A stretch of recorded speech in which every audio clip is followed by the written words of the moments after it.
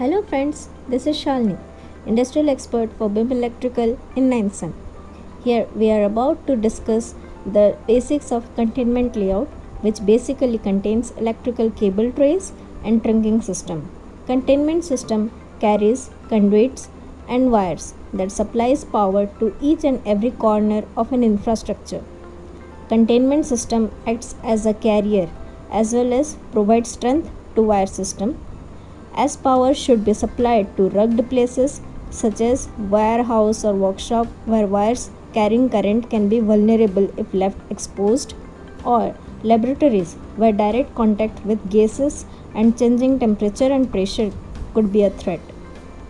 So, we can call containment system as a support system of infrastructural power supply.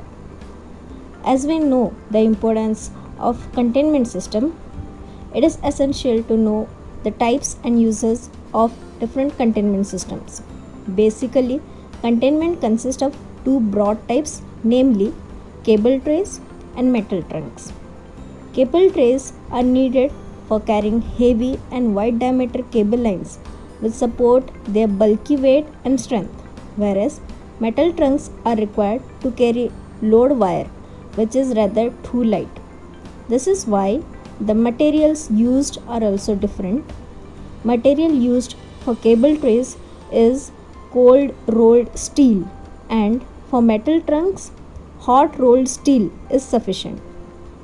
Cold rolled steel are superlative and reformed version of hot rolled steel in terms of strength, thickness and hardness.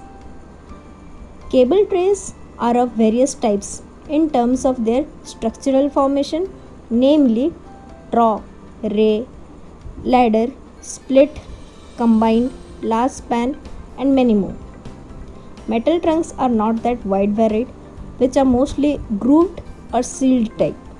Depending on the requirement of other services, we can decide whether to use a cable tray or a metal trunk. Sometimes cable tray may be running overhead or underground as well. Overhead trays and trunks require hangers and clips to keep it in place. Underground tray need no such external support. Unlike power and lighting services, which are mostly fixtures and equipment based services which are attached to a specific point in a building, containment is a running service. Running service, which is not a standard name for understanding, it is only called so.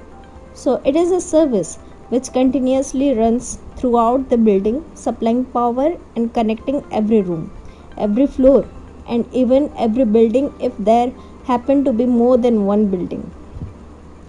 As the service type is different, there are some special codes for its designing as well.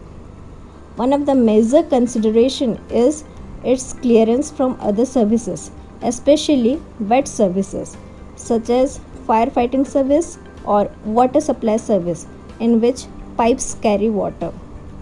Also, the straighter the service runs without much offsets for easy installation. There is a whole lot of concepts about containment drawing which can be more clearer once you start working. Without working, every word learned will be just vague. That's why all about basics of containment is contained here. Thanks for listening.